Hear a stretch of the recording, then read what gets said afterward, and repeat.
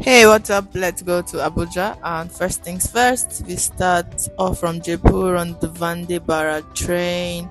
And so the Vande Bharat is one of the new trains that India, has launched. And I thought I would give it a go on my way to Delhi because it's a shorter time to travel and more comfortable, as you can see, compared to the double decker train and other trains. And normally I would also use a bus, but I was like, let's just give it a shot. And it was a very, very interesting experience. And the ticket came with light refreshment. If you wanted food, you can pre-order food as well. But I didn't because I already had breakfast at home. The trip is 3 hours, 30 minutes, and that is the train going. And I knew that I would eat something once I get to Delhi as well.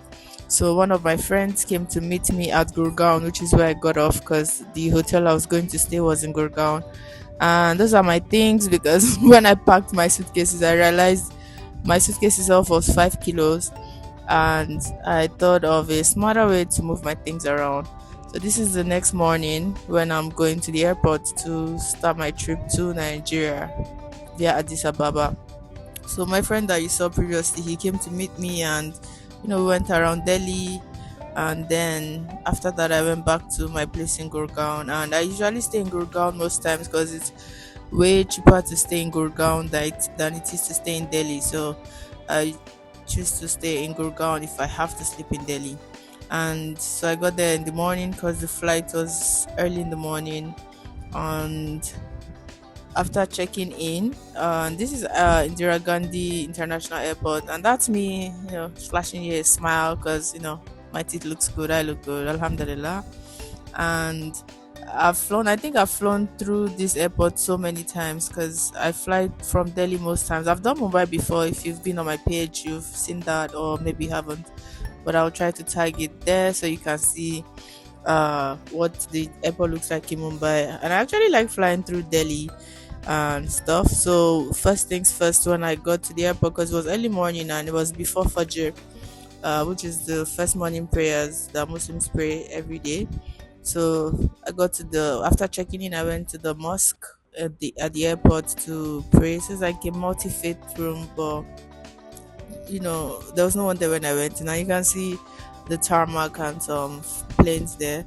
So after saying my morning prayers, then I went to the lounge. So my bank that I use back home in Nigeria kind of gives me access to the lounge and a few other perks every month.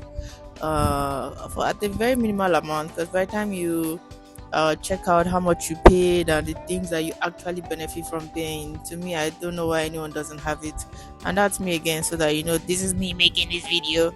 Anyway, so it's morning, I'm hungry, and there's an egg station, and there was just like one or two persons in front of me. So I got some scrambled eggs. I tried to tell him to not because I don't like my scrambled eggs well done, but I didn't hear on time. So that was good. And then the bread was nice with the marmalade, so I went for more. And the sausages were also good, so I also got more of that. And I got some tea. Yeah, and then I was reading this book by Gorgopal Das. You can have it all, and it's a really, really nice book. So what happened was during GLF this year, I got the physical, what's it called, schedule of events, and I had circled his events. I didn't even know who he was. I just saw the title of the event sounded nice, so I circled it. And listening to him speak, gosh, he's such a good orator. Like, he was very captivating. I was like, I don't know what this guy is saying, but I need to get his book and I need to read it. And I got the book and I took it with me. I started reading it. I think I started reading on the train, and I continued reading it. And I think before I got to Addis Ababa, I think I was done reading it. And this flight was so full. Oh my goodness! Like, I think this is, and then apart from the fact that it was full, I don't know if you can see ahead. They are also checking bags and stuff like that of everyone getting on board. This is like one of the first times this has happened to me, honestly, flying through anywhere in India, really. And that kind of made the queue longer. And so because of my transit, I was going to get a hotel, and so they give you the hotel information on board before you leave where you're going, so that once you get to Addis Ababa, you already have an idea of what hotel you're going. and I enjoyed this book seriously. It's very enlightening, it's light-hearted, it's a good read. And I always get apple juice when I'm on board because I realize orange juice messes up my stomach, and I don't think I want to be thousands of feet above and trying to run to the toilet all the time. So I always just do apple juice. And that snack thing, it was nice. So this first one was not so nice, but the one after was really nice.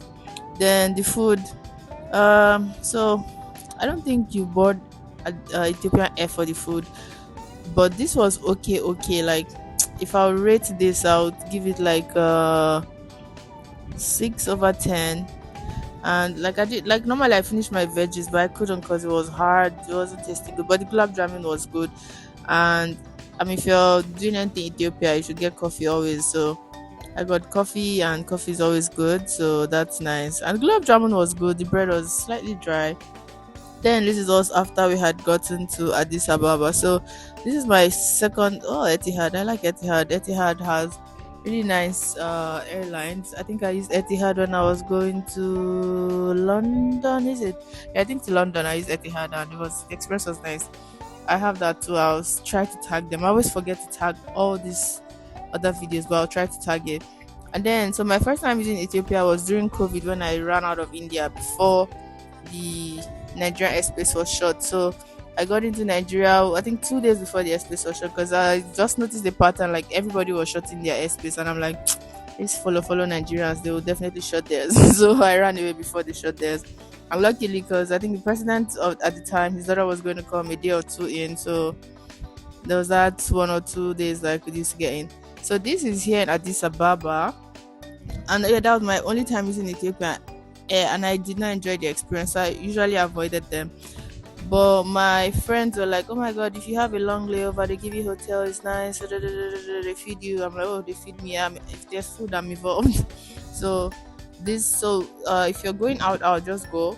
But if you get a transit, so everyone you see on the right hand side, kind of has like a hotel that they've been given, and then you're not allowed to change your hotel. So I mean, I didn't know any hotel anyway, so I was like, let's go. So once you step out of the airport, the at the bus at the at the bus what's it called, at the car park, there are like different buses for different hotels. So they just ask you what hotel is yours, and you show them the paper, so they confirm that you're in that hotel itself. So this is the international airport at Addis Ababa, and they confirm that you are going to that hotel actually. Then you get on the bus, so everything is like included in your ticket, so it's not like you pay anything separately. So if you have like this transit, you can literally go through it without spending an extra box like from your money, like because they pick you up from the airport, they take you to the hotel, and you're fed and everything. But also, if you're still watching up to this point, please subscribe, support me, please subscribe, share with your friends also. I don't know, I think I sound nice sometimes, and I go to cool places, and I just do fun stuff, and I enjoy myself as much as I can. So please subscribe. I watch this stuff, uh I take some time to make it, so, and I actually enjoy making it. I mean, I hope that you do watch it, and I hope you enjoy it, and I hope you leave a comment. Anyway, back to what I was saying. So one thing I noticed about this Ababa is everywhere is walkable. Like, just look, everyone is walking because you can actually walk, and I hope that we can implement this in Abuja, where I live in Nigeria.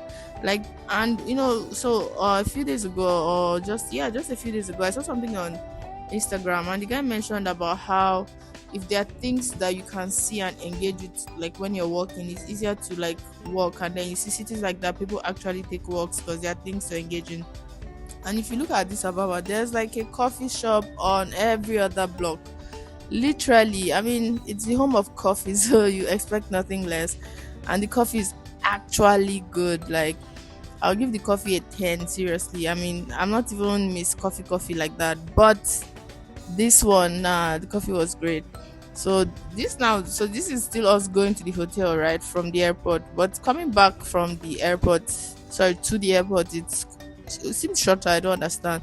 But I was in awe, like I was mesmerized with the city because apart from Ghana, I've done Togo and Benin a bit. When then I was a kid when I went through Togo and Benin because when we were kids and we go to Ghana, we'd go by road mostly because my mom and her sisters they liked to buy things like on the way when traveling, going. And then I think in Togo, so we eat trophy and then we grow up and they're like, trophy is bad for you. The trophy is literally turkey butt, but it tasted so good and we loved it as kids. And if someone was coming from Ghana, I'd be like, please get us trophy. And but now everything's bad for you, so which includes turkey butt, obviously. So, but then we eat that, and that's one of the things that we used to look forward to on the road trip to Ghana. But apart from that, I also had an opportunity to go to Niger once when I was in uni, but I didn't go with the team. I think I was in Lagos. I went home on holiday or when I wasn't supposed to. Anyway, I went home and I missed the trip to Niger. But I didn't miss much because they went by road and then the bus broke down. And then they thought something was purple, but it was pumpkins. They suffered on that trip, so I didn't miss much.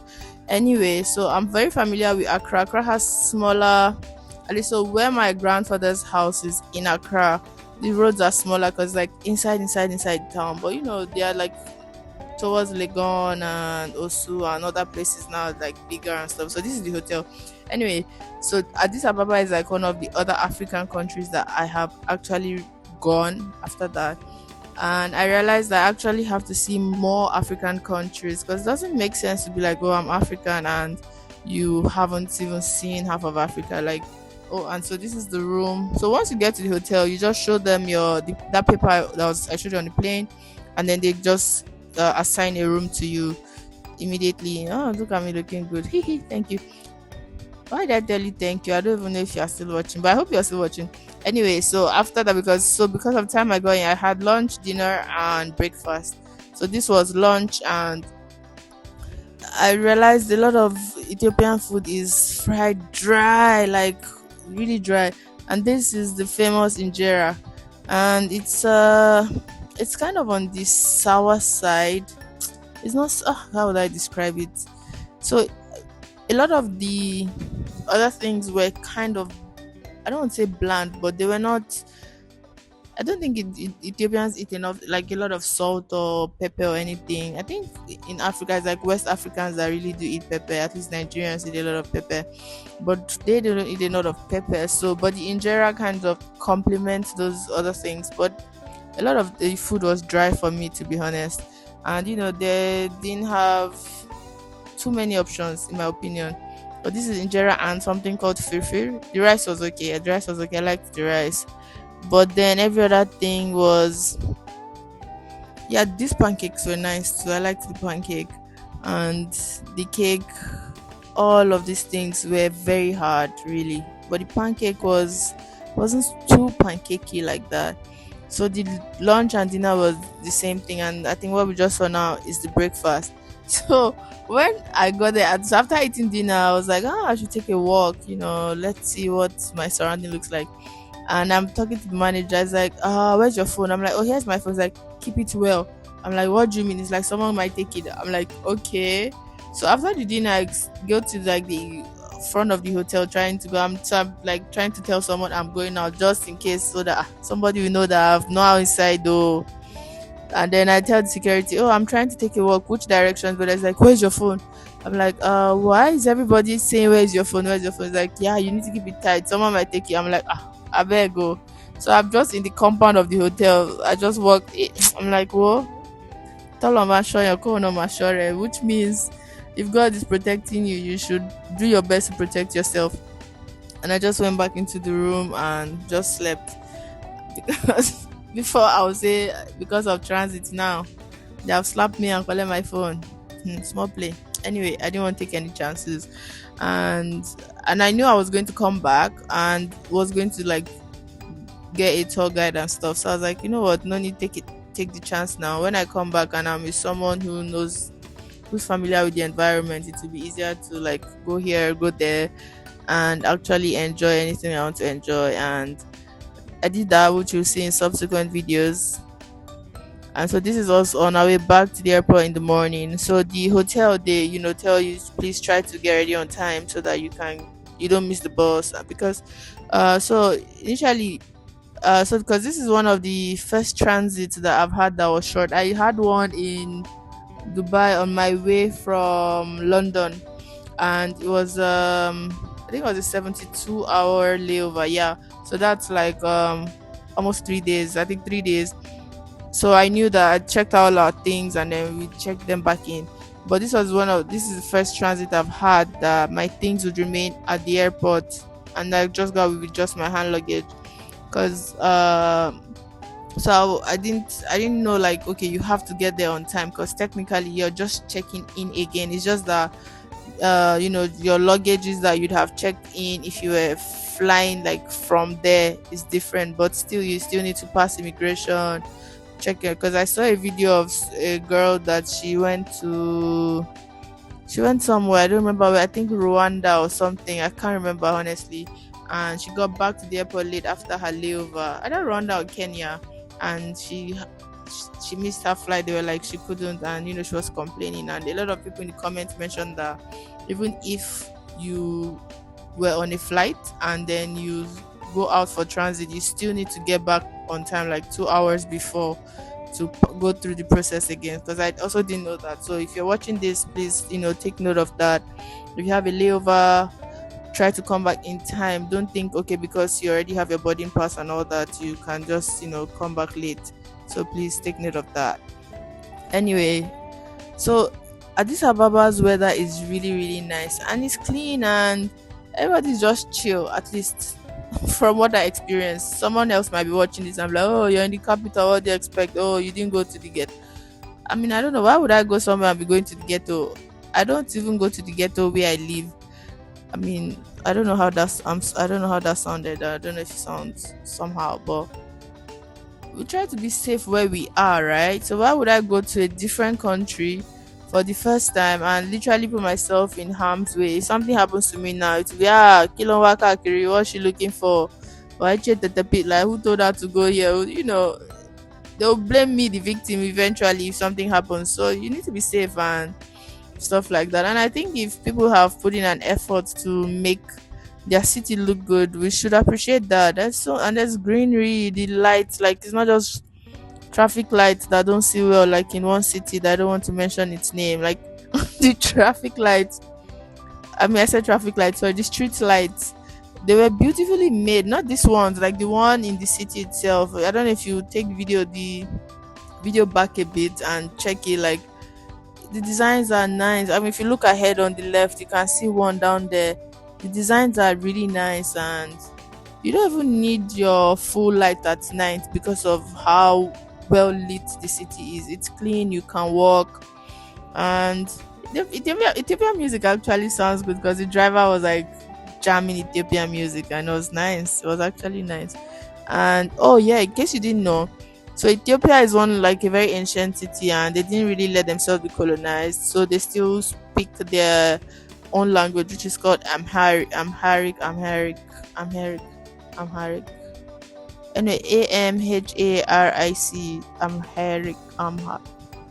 they still speak that, and so they speak English, but a lot of them speak Amharic. They are taught in school with Amharic, and when I'm coming, but like on my way back, I did the tour and I learned more about the language and stuff.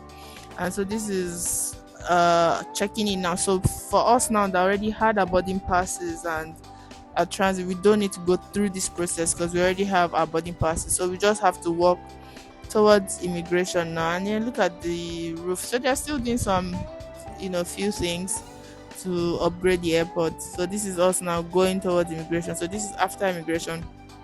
So while I was at immigration, I met someone from Central African Republic, and it's apparently their capital is called Bongi. I used to think it was Bangui because Abuja has different. The streets in Abuja are named after different African capitals. So there's one that I know that a relative lives on called Bongi actually, but I thought it was Bangu, and I always say Bangu, and that's our plane not our plane. Actually, no, that's not a plane, that's a plane. And this is what their airport looks like. And compared to the airport in one city like that, this is like really, really nice. I mean, eventually you know what city. I mean, you probably already know what city I'm talking about. So, and obviously coffee. There's coffee everywhere. So I got one filter coffee for my siblings when I was going, and I also had some. It was nice. Like I said, I just kept drinking coffee, and I could barely sleep there because I just kept drinking coffee. And Ethiopia also has leather. I didn't know that. I mean, they should. Anyone that has cows kind of can have leather, right? And they had some really. I tried on face cap. It was nice, but when they told me the price, I was like, okay, thank you. I will be back soon. And the airport is somewhere that you can spend so much time really because there's so much to see and so much to do and so many people. So if you want to people watch, you can do that. So most times if so like this transit for instance, I didn't have to use the lounge because I just ate breakfast literally and came, and obviously they will still serve me on board, so it didn't make sense to go and sit down at the lounge as well. And I also wanted to explore here. So before I would be like, oh, this is too much, who's going to watch all this? And then I realized I have a few friends who haven't been chance to travel much, and they're able to live through this, and at least hopefully soon once they get to actually see places, a lot of this doesn't feel strange to them and there's some sense of familiarity. And because I also enjoy watching travel videos, and I like to see what places actually look like, because like if you see movies they just show what they think is cool, but for like vlogs they show you everything, and I really enjoy that when I'm watching vlogs and stuff. And so they have the upper and the lower side, like the gates. So our boarding gate to Abuja was downstairs, and I had to go downstairs to the boarding gate. I mean, the airport is huge because like our airport in Abuja is like so small, and it's crazy to me that it was built not too long ago, but it's one of the smallest airports that I have been that is new. That's like, I don't know if that makes sense. Like if it's an old airport and it's small, I understand that, but it's a new airport and it is small. And anyway, at least the last time I was there, they kind of had more stuff and more shops, so that was nice. And excuse me, I was hoping to like get a few books in Ethiopia, see maybe some things by some Ethiopian authors, but I didn't see any bookshop at the airport. So I think for me that was lacking. It's nice to have bookshops at airports. You can pick up last minute books or something to read. Because recently I know that I'm addicted to my phone and I'm trying to shift away from that. So it's nice to meet Not people in person. stick guitar, you need Oh, it's electric. yes, of course, electric. Okay. Here's my coffee. Do you like music? And yeah, that's my friend from Bongi that I met. And I was thinking of learning French before, but this trip kind of made me understand that I have to learn French because so many people, like a lot of people at the airport were French speakers, which is crazy. And just look at Ethiopia's fleet, man, gorgeous stuff. But yeah, so I've decided to learn French, and I'll be starting soon. So hopefully, my subsequent videos I'll be like, bonjour, comment ça va? I speak French and practice my French and flaunt my French. And I love airports. I love to see planes. I don't know. I think I just love that you can go from one place to another in very short time. But I think I've overgrown economy now.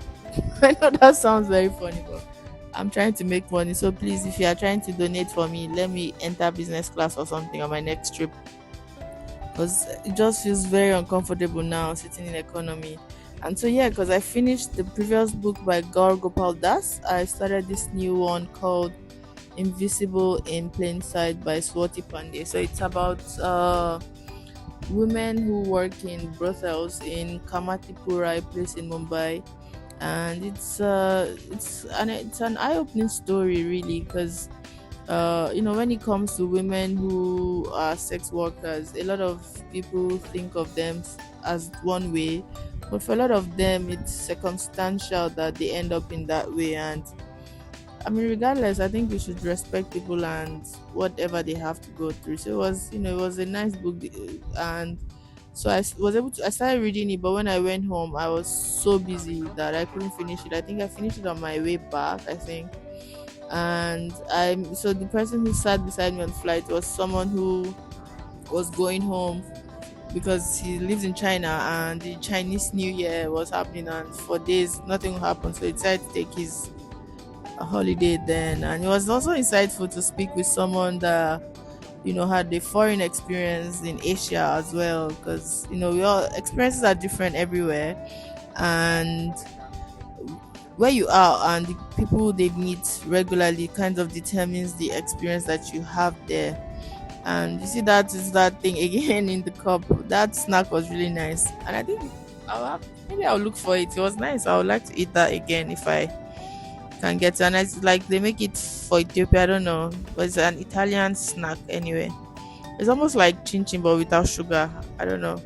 And this is fish. And this was okay. Also, the mousse was nice. That was nice actually. It had white chocolate on it, and that was nice. And the flight was short, but it felt so long. I don't know. I don't know if it's the economy I'm sitting. The food wasn't too good. Everything was just very tiring on this flight. And also, yeah, I didn't get to read my book much also here because I was chatting with the guy who lives in China that was sitting close to me. And I also want to visit China now. There's so many places I want to go, and so many languages I would love to learn, and so many things. And I like to, learn about people, especially when you just get to meet them and you're not really going to meet them again, but you get to have an insight on the lives people live, and you learn something, you pick up something, and there are some things you don't pick up. You just like, okay, nice, good life, and stuff like that. And even India, there's so many cities in India I would like to see, and I hope that I do get to do that before I leave India, finally. And if you're still watching up to this point, and I hope that you are, please do subscribe, please like, follow, subscribe, turn on your notifications, share with your friends also. I hope you're enjoying it, yeah. Because me, I'm enjoying, and I'm talking too much now. And this is 1:36 a.m. and I should be sleeping. But I need to finish editing this video because I need space on my phone. And oh yeah, that is my village, Gashua. And it was so nice to see it on the map. I was like, oh my god, that is Gashua. I remember the first time I went there and I was taking videos and pictures, and they were laughing at me so bad in the village. But it was nice to see the village people. And but my dad grew up there. I have to ask him. I can't remember if he grew up there or not. I've totally forgotten. And this is after we've landed in Abuja, and that is Zuma Rock. So welcome to Abuja, my people. And the air is different here. We're closer to the desert, so it's kind of sunny. And there's that thing there like about Nigeria being distance from the equator, and so our pictures don't look nice or blah blah. But me, I look nice everywhere. Sha. That's people's problem for their pocket. Now, see what I meant about the airport. Just see how small everything is. Just chota kekere. Small. What is small in Hausa? I forgot. Let me see. Remember, Karemi. Yeah, but I don't know Igbo. If not, I've also spoken Igbo. Which language is Apoki? I don't know if what I'm saying is even correct. I'm just rambling. And this is arrivals to Abuja, and we are walking. One thing I also like actually when you land in Nigeria, like Nigerian passport this way, and then especially when you're on a flight where there are not many Nigerians, so you don't have to queue for long compared to when you go some places and then the queue is so long for foreigners. So it's always good to be home. And then my sister and one of my cousins picked me up, and I was like, yeah, go left. I mean, you can go anyway, but it's supposed to be on the other side. But because I forgot that we drive on the right in Nigeria, and that's my sister, and I told them to go that direction. But we made it home safely. I was so scared to drive when I get back home because I was like, hey, what if I go and drive the wrong direction? But I did drive, and it was nice to be back driving a car because I'm a scooter Wala. I don't know what to use. I drive a scooter in India, so it was nice to be home and driving a few cars. And God, I had so much fun. Saw my friends, families, everyone, and I'm also happy to see everyone, and I could see they were happy to see me as well. So if you're still here, thank you very much for watching. Aramide here. It's been lit. It's been fun saying all this to you. So thank you, and do come back again.